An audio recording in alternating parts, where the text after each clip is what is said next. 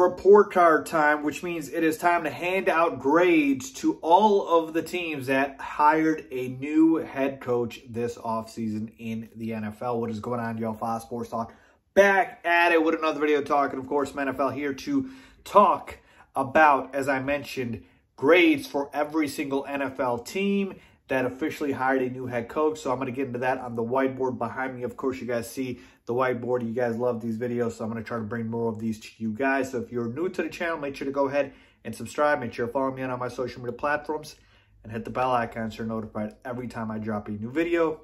Let's get into it. All right, here we go. We've got every single team that hired a new head coach this offseason, along with the name of that said head coach. And I'm going to go through every single one and assign a letter grade. We will start from the bottom and move our way to the top. And starting with the Saints here, they hired Dennis Allen. This was an in-house promotion. Dennis Allen was the defensive coordinator for the Saints. And I got to tell you, from a fan perspective, just from a fan perspective, this was the most boring hiring. And I say that because it really felt like the Saints didn't even have a process. They didn't even want to search. They didn't even go out and look at any candidates because obviously they didn't fire their previous head coach. He retired in Sean Payton. And so it just felt like, hey, we weren't expecting Sean to retire and I don't feel like looking. So we're just going to, hire our DC. And like, I'm not saying Dennis Allen is a bad coach, but I didn't like this process. And a lot of the grades here, I'm going to go off process as well. There was guys that I thought they could look at. And Dennis Allen, again, he wasn't like a hot commodity, if you will. I know some teams did definitely interview him. But for the most part, I thought this was a fairly boring hiring. And it wasn't as extensive as it could have been. As far as Dennis Allen himself, he's okay. But he's nothing special to me. So I'm going to go ahead and give this hiring a D+. Sorry, wasn't a big fan. All right, moving on to the Houston Texans. They hired Lovey Smith. And let me preface my comments here before I give the grade saying this. I have no issue with Lovey Smith, obviously the person, and Lovey Smith being in the situation that he is. My criticism with the Texans is, out of all these teams here, even including the Saints, they had the worst process, all right? The Saints, I just mentioned, barely interviewed.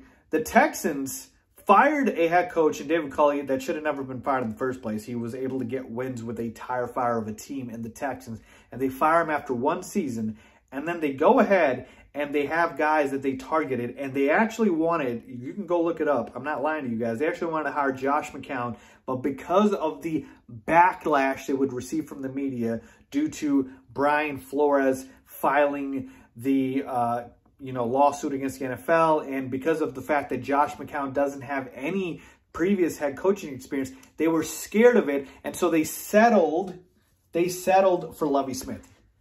That's just not acceptable. I'm sorry, this is an F.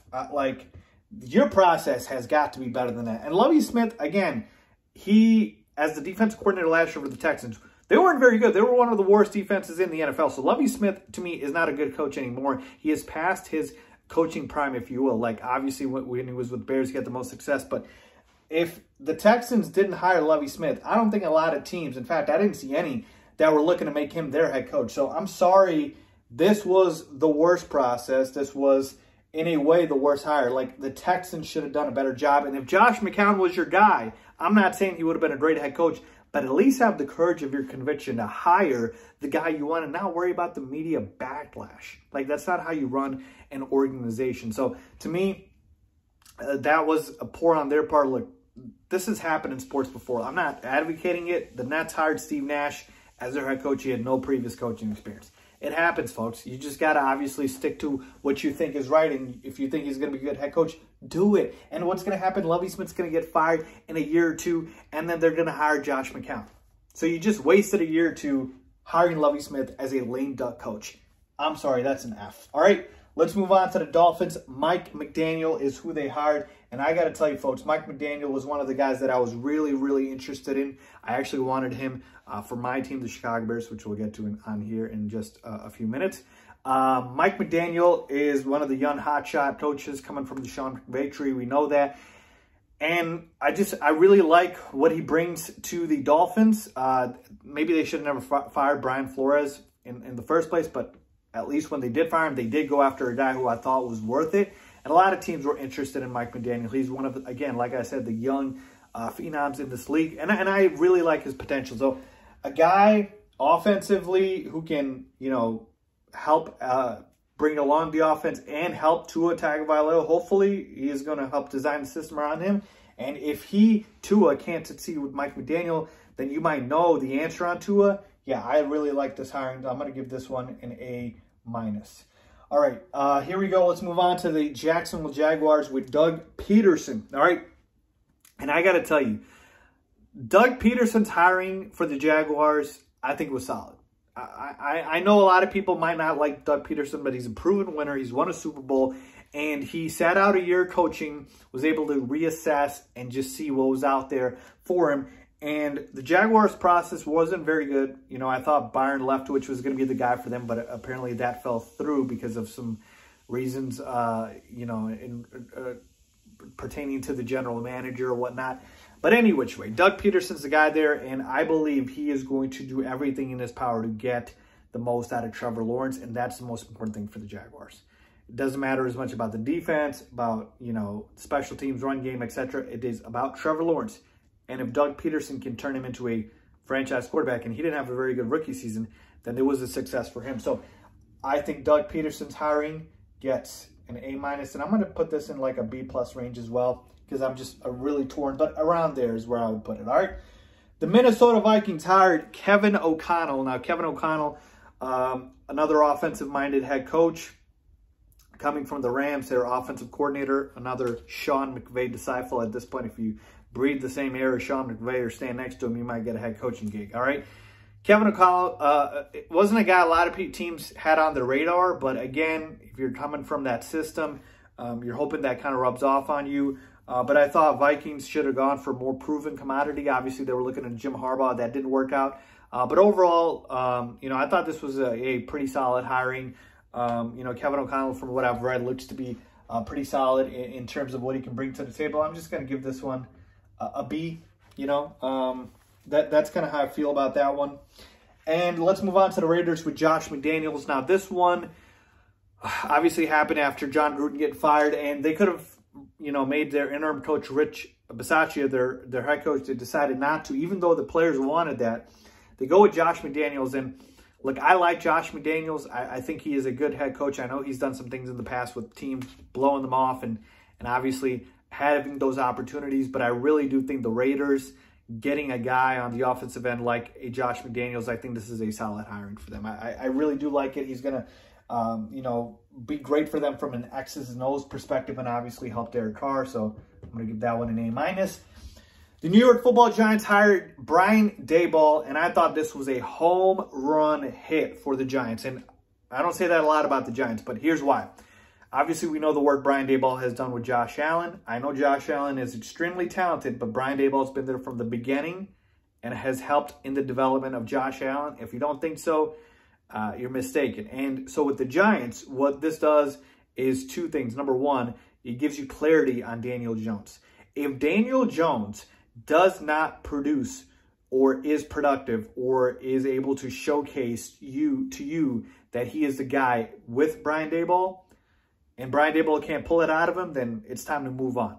Or it's time to move on. And secondly, you know for a fact that if you do move on from Daniel Jones, then you can trust Brian Dayball to pick his guy and be able to build, around him or build an offense around him because he's done it with Josh Allen. So I thought this was a home run hit for the Giants, and I would have wanted him for a lot of teams. That's an A. I'm sorry, that's an A, and I said a home run. I'm going to give it an A+. I really like that hiring for the Giants.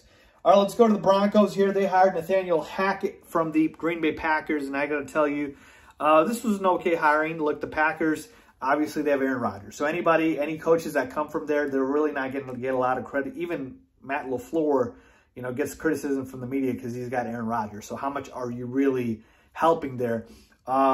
This kind of on surface level, I think is nothing special. Like for me, my letter grade here would be a C. Maybe a B-, for Nathaniel Hackett.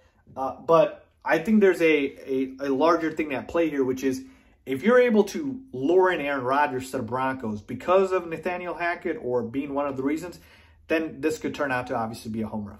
So as far as just him being the coach, okay, nothing special.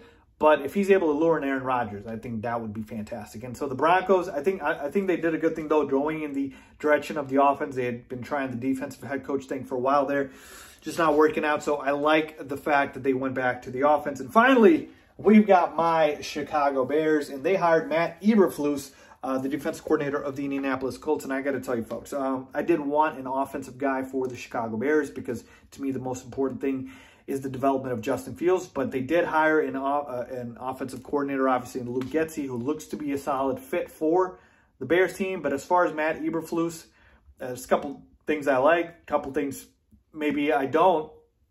But overall, I have to say it's a solid hiring because Matt Eberflus is a very well-respected coach. He's already stated he's not going to be just calling the defense. He's going to be overseeing everything. So he's good at delegation. And I think the fact is, he looks to be a guy in command here. And if he can just put the right coaches in this place and, be able to help develop Justin Fields, defensive coaches can help in that aspect, if you will, right? We've seen defensive coaches around the league have success.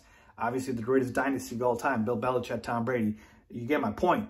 So this has the potential, obviously, to work, but I would have liked an offensive guy. That's why I can only give this one a B for the Bears letter grade there. So there you have it, folks. A grade for every single head coaching hire. Let me know what you guys think. In fact, let me know your grades, okay? What do you guys give all of these coaches? Leave a comment down below, as always. Thanks a lot.